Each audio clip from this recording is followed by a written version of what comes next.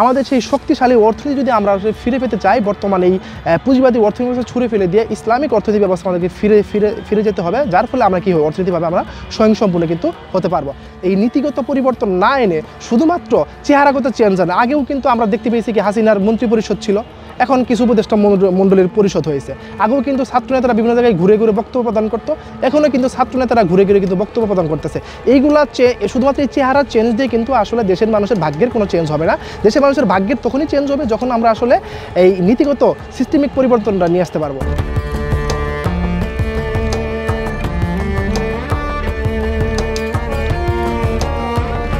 2024 সালে আসলে আমরা বর্তমান ইউনূস সরকারের উপদেষ্টা মণ্ডলীকে আমরা পেয়েছি। তখন প্রশ্ন হচ্ছে 2025 সালে আমরা আসলে তাদেরকে দেখতে চাই কিনা। আসলে আমরা তাদেরকে দেখতে চাই কি চাই না, এটা আসলে দেশের মানুষ, দেশের জনগণ এবং দেশের শিক্ষার্থী এটা আসলে তারা ঠিক করে নেবে। এখন আমরা যদি তাদের কাছে আমরা যদি যাই, তারা আসলে কি বলে, তারা আসলে কি চায়? তারা আসলে চায় যে সিস্টেমেটিক চেঞ্জ চায়, কনস্টিটিউশনাল চেঞ্জটা কিন্তু আসলে চায়। দেশের মানুষের চাওয়া এবং পাওয়ার আকাঙ্ক্ষার জায়গাটা কি? দেশের মানুষের চাওয়া এবং পাওয়ার আকাঙ্ক্ষার জায়গাটা হচ্ছে তারা আসলে এমন সিস্টেম চায় এবং কনস্টিটিউশন চায় যেখানে আসলে ইসলামের প্রতিফলন হবে, শরীয়ত আইন বাস্তবায়ন হবে।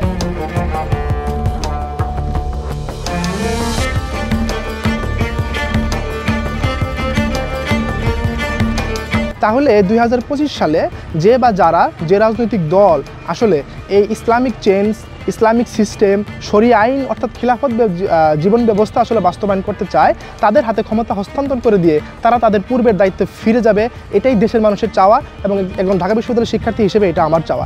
জি, আরেকটি বিষয় আমি যেটা বলতে চাই, 2024 সালে আমরা আসলে কি পেলাম? হ্যাঁ, আমরা যদি দেখতে পাই এখানে হাসিনা রেজিম যখন ছিল তখন দেশের মানুষের আসলে তাদের যে আসলে অর্থনৈতিকভাবে তারা যে আসলে ক্ষতিগ্রস্ত ছিল, তাদের যে সমস্যা ছিল সেগুলো নিয়ে সে আসলে কী করেছে, উপহাস করেছে, ঠাট্টা করেছে।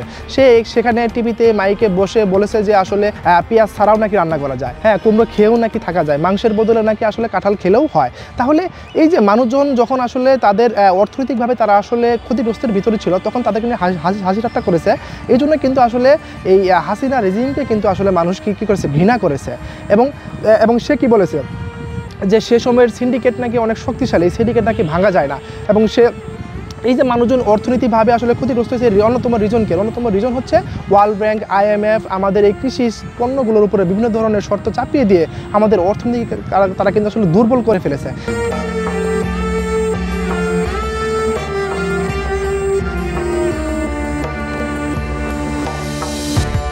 তাহলে 2025 সাল থেকে আমাদের আসলে চাওয়া কি?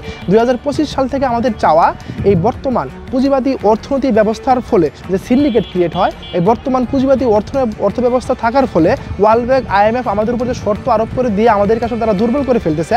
তাই এই বর্তমান পুঁজিবাদী অর্থনীতি ব্যবস্থাকে ছুঁড়ে ফেলে দিয়ে আমাদের এমন এক অর্থনীতি ব্যবস্থার দিকে ঝুঁকতে হবে যে অর্থনীতিতে আমরা শুনতে পাবো এমন গল্প যেখানে খলিফা আব্দুল আজিজের সময়, আমরা জানি কি খলিফা আব্দুল আজিজের সময় অর্থনীতি এত শক্তিশালী ছিল সেখানে আসলে জাকাত দেওয়ার মতো কোনো লোক ছিল না। আমরা মুসা খার আমলে আমরা কি জানি যে 1 টাকা 8 মণ চাল পাওয়া যেত।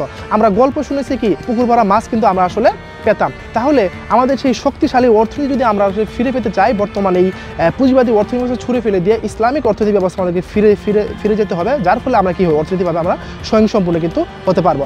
আমি আরেকটি যে বিষয় বলতে চাই, আসলে হাসিনাকে তার ঘৃণা করার, এই দেশের মানুষের ঘৃণা করার অন্যতম কারণ কি ছিল? হ্যাঁ, এটা কিন্তু তার আসলে সুন্দর, মানে সে তো সুন্দরই ছিল, কিন্তু তারপরেও কেন আসলে তাকে ঘৃণা করতো? কারণ ঘৃণা করার কারণ ছিল তার নীতির জন্য। হ্যাঁ, তার এই নীতি, তার কেমন নীতি ছিল? তার নীতি ছিল এদেশের সম্পদগুলা সে আসলে এদেশীয় কোনো ব্যক্তি, কোনো প্রতিষ্ঠানের হাতে তুলে দিত, কিংবা এদেশীয় সম্পদগুলা সে পার্শ্ববর্তী দেশ ইন্ডিয়া, আমেরিকার হাতে কিন্তু আসলে তুলে দিত। যার জন্য কি হতো, এখানে বিশাল একটা সম্পদের ঘাটতি হতো এবং নতুন নতুন কর্মসংস্থানের জায়গাটা কিন্তু হয়ে উঠতো না। তাহলে এই যে তার নীতি ছিল এদেশীয় সম্পদগুলা, লাইক আপনি জানেন ভূগর্ভস্থ সম্পদ, খনিজ সম্পদ, গ্যাস সম্পদ, কয়লা, লোহা, এই সম্পদগুলো যখন আসলে কোনো ব্যক্তি বা কোনো দেশ আসলে ব্যবহার করতো তখন আসলে তারাই উপকৃত হতো।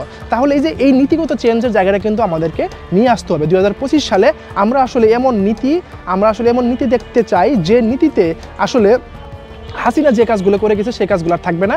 ইন্ডিয়ার সাথে তার যে অবৈধ দেশবিরোধী চুক্তিগুলো আছে সেগুলো আসলে বাতিল করে আমাদেরকে স্বয়ংসম্পূর্ণ নেতৃত্বশীল রাষ্ট্র হিসেবে গড়ে ওঠার জন্য আমাদের এই সম্পদগুলোকে ইউজ করতে হবে এবং আমরা বিশ্বের বুকে মাথা উঁচু করে কিন্তু তখনই কিন্তু দাঁড়াতে পারবো। তাহলে 2024 সালে আমরা আমরা আমরা আসলে যে জুলুমের শিকার হয়েছি সেই জুলুম থেকে কিন্তু আমরা 2025 সাল থেকে আসলে মুক্তি পাবো। আদারওয়াইজ যদি এই সিস্টেমিক এই নীতিগত পরিবর্তন না এনে শুধুমাত্র চেহারাগত চেঞ্জ আনে, আগেও কিন্তু আমরা দেখতে পেয়েছি কি হাসিনার মন্ত্রী পরিষদ ছিল, এখন কিছু উপদেষ্টা মণ্ডলীর পরিষদ হয়েছে। আগেও কিন্তু ছাত্রনেতারা বিভিন্ন জায়গায় ঘুরে ঘুরে বক্তব্য প্রদান করতো, এখনও কিন্তু ছাত্রনেতারা ঘুরে ঘুরে কিন্তু বক্তব্য প্রদান করতেছে। এইগুলা শুধুমাত্র এই চেহারা চেঞ্জ দিয়ে কিন্তু আসলে দেশের মানুষের ভাগ্যের কোনো চেঞ্জ হবে না। দেশের মানুষের ভাগ্যের তখনই চেঞ্জ হবে যখন আমরা আসলে এই নীতিগত সিস্টেমিক পরিবর্তনটা নিয়ে আসতে পারবো। এবং বর্তমান এই সেকুলার সিস্টেম দিয়ে আমরা পরিচালনা হয়ে আমরা এটাই পেলাম যে আসলে এখানে আসলে দেশের মানুষের দুঃখ দশা কিন্তু আমরা আসলে দূর হতে দেখলাম না। আমরা যদি আসলে এই বর্তমান সেকুলার সিস্টেমকে পরিবর্তন করে ইসলামিক সিস্টেম, খিলাফত সিস্টেম বাস্তবায়ন করতে পারি, আমি মনে করি দেশের মানুষের ভাগ্যের পরিবর্তন তখনই হবে এবং 2025 সালের মানুষের চাওয়া পাওয়ার আকাঙ্ক্ষার জায়গাটা কিন্তু আসলে এইটাই।